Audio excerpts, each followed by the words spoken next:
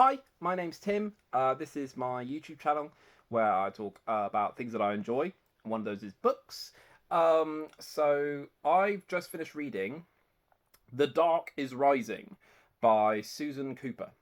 This was a young adult fantasy story written in 1973, I want to say. I read it on the Open Archive, which is a website where they have actually photo scans of the pages, and I read it on my phone. So I don't have a physical book to be like, ta-da! This is a series. It's part of the Dark is Rising sequence. There are 5 total books. This is book 2. I read the first book called Oversea Under Stone about 3 years ago. I think the rest of the books are in my mum's house, but the Dark is Rising was never there. So I kind of read the first book and was like, oh, this is okay, and then, oh, that's only book 3, and book 4, and book 5. Where's book 2? Couldn't find it. So I kind of stopped reading it. But anyway, I found a version of it, so I read it, and it is pretty weird. So it's about a boy who just turns 11 in kind of Buckinghamshire area, and he finds out that he is magic. He has magic. He is an old one, and he is part of the light who are fighting the dark, and the dark has someone called the Rider who rides a big black horse and looks very mean. There is also a character called the Walker who is kind of a tramp in the local area, and Will has to, over the book, get these things called the signs.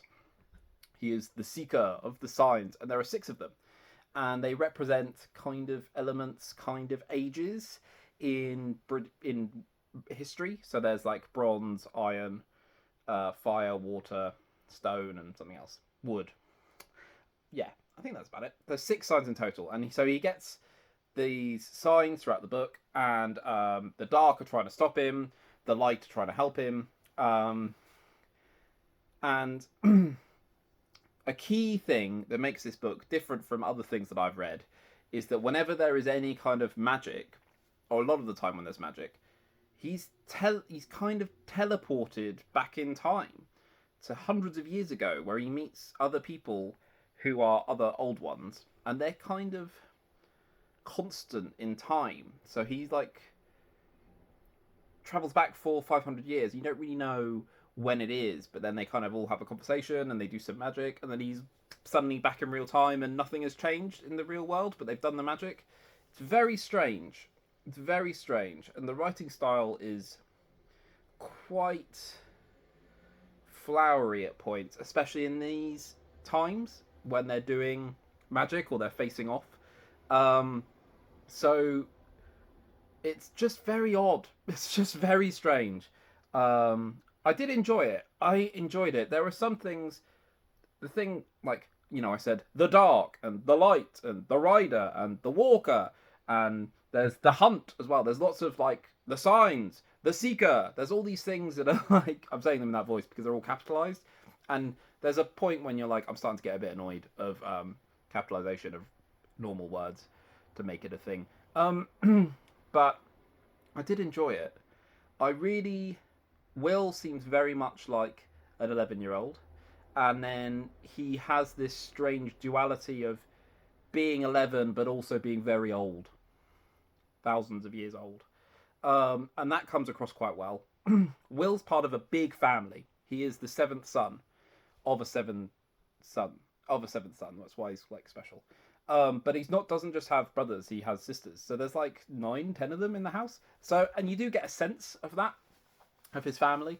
The whole thing takes place over about 12, 13 days, because he maybe 2 weeks, because his starts with his birthday, which is just before Christmas, and then you have Christmas, and then it's 12th night is like the finale.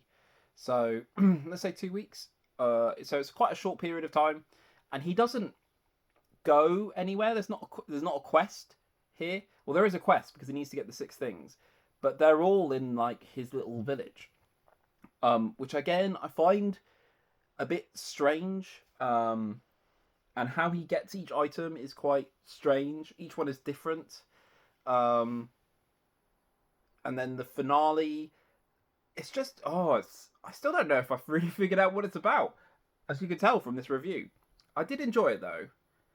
I could see why people really liked it, especially when it came out. Um, the whole thing feels very pagan to me. Like when I've read the first one, I was like, there's a guy called Merriman who is the mentor character, and I was like, oh, he's Merlin. The whole thing's about Merlin, and because I think the first book they're finding a Grail, and I was like, oh, that's the Holy Grail. But then in this one, there's nothing about Arthur.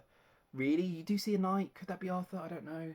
There's lots of vignettes and things that you see, images that you don't know if they obviously meant to mean something, but you don't quite know what the meaning is.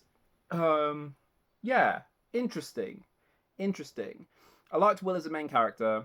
I liked there is the Walker, who is a very interesting character. I really liked them. Liked as in I found them interesting, not necessarily liked what they were doing. But I found them really interesting, and I did actually gasp when I found out something about them. But the magic feels very strange and ethereal and unknowable. I think that's kind of the point. And the threat seems very minimal. The dark are kind of putting pressure on the world, but it's not super tangible why it is, or how it is. Well, it's tangible, but it's not necessarily shown to be dangerous. I think that's more what it is. The dark are trying to do something, and you could see it happening, but I couldn't see how that was a threat to the world. I think that's what I want to say without kind of getting into spoilers. Would I read the next one? Probably, actually. Yeah, I think I would, because it's quite short. It's 240 pages, small text, but it's about 240 pages. So it's quite short, but it's not quick to read because it's so strange. So I think I gave it 3 stars. 3 stars. I think that's reasonable. I liked it. I didn't love it. But yeah, we'll see what the next one is. So thanks. Bye.